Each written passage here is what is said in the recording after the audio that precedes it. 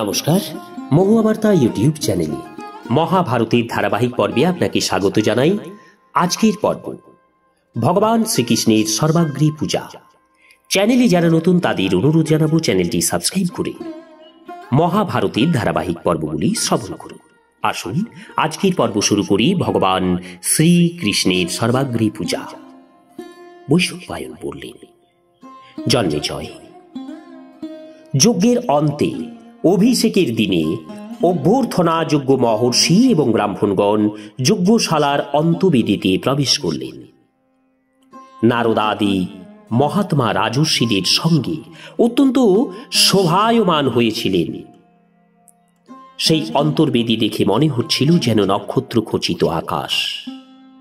সেই সময় সেখানে কোনো শূদ্র অথবা দীক্ষাহীন ব্রাহ্মণ ছিলেন না। ধর্মরাজের রাজলক্ষ্মী এবং যজ্ঞবিধি দেখে দেবর্ষি নারদ অত্যন্ত প্রসন্ন হলেন। ক্ষত্রিয়দের সমাবেশ দেখে মনে হচ্ছিল যেন এদের রূপে সমস্ত দেবতা একত্রিত হয়েছে। তখন তারা মনে মনে কমলনয়ন ভগবান শ্রীকৃষ্ণকে স্মরণ করলেন। দেবর্ষি নারদ ভাবতে লাগলেন, ধন্য সর্বব্যাপী অসুর বিনাশক অন্তর্যামী ভগবান নারায়ণ তার প্রতিজ্ঞা পূর্ণ করবার জন্য ক্ষত্রিয় কুলে অবতার রূপে জন্মগ্রহণ করেছেন।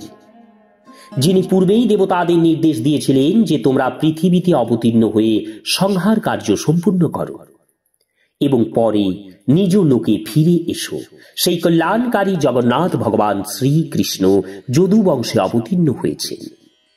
দেবরাজ ইন্দ্রাদি সকলেই যার বাহুবলের উপাসনা করেন, সেই প্রভু এখানে মানুষের ন্যায় উপবেশন করে আছে। স্বয়ংপ্রকাশ মহাবিষ্ণু শ্রীকৃষ্ণ এই বলশালী ক্ষত্রিয় বংশকে অবশ্যই আত্মসাৎ করবেন।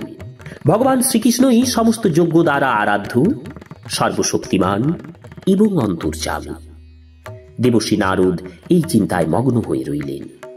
সেই সময় মহাত্মা ভীষ্ম ধর্মরাজ যুধিষ্ঠিরকে বললেন, রাজন, এবার তুমি সমাগত রাজাদের যথাযোগ্য আদর আপ্যায়ন করো। আচার্য, ঋত্বিক, আত্মীয়, স্নাতক, রাজা এবং প্রিয় ব্যক্তিদের বিশেষ পূজা অর্ঘ্য প্রদান করা উচিত। এরা আমাদের এখানে অনেক দিন পরে এসেছেন, সুতরাং তুমি সকলকে পৃথকভাবে পূজা করো এবং যিনি এদের মধ্যে সর্বশ্রেষ্ঠ তাকে সর্বপ্রথমে পূজা করো। ধর্মরাজ জিজ্ঞাসা করলেন, পিতামহ, কৃপা করে বলুন, সমাগত সজ্জনদের মধ্যে কাকে সর্বপ্রথম পূজা করব? আপনি কাকে সর্বশ্রেষ্ঠ বলে মনে করেন? শান্তনু নন্দন ভীষ্ম বললেন, ধর্মরাজ, যদু বংশ শিরোমণি ভগবান শ্রীকৃষ্ণই পৃথিবীতে সর্বাগ্রে শ্রেষ্ঠ পূজার পাত্র।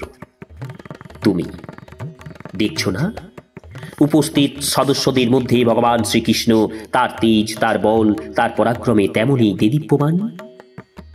যেমন নক্ষত্র রাজিদের মধ্যে সূর্য, অন্ধকারাচ্ছন্ন স্থান যেমন সূর্যের শোভাগমনে এবং বায়ুহীন স্থান যেমন বায়ু সঞ্চারে জীবন জ্যোতিতে ভরে ওঠে, তেমনি শ্রীকৃষ্ণের দ্বারা আমাদের সভা আহ্লাদিত এবং উদ্ভাসিত হচ্ছে।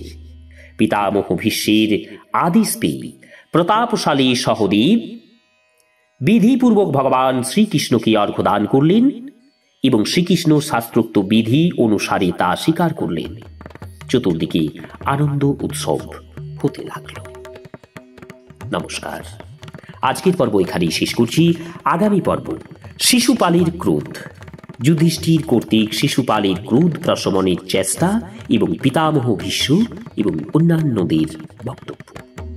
চ্যানেলে যারা নতুন তাদের অনুরোধ জানাবো চ্যানেলটি সাবস্ক্রাইব করে মহাভারতের ধারাবাহিক পর্বগুলি শ্রবণ করুন।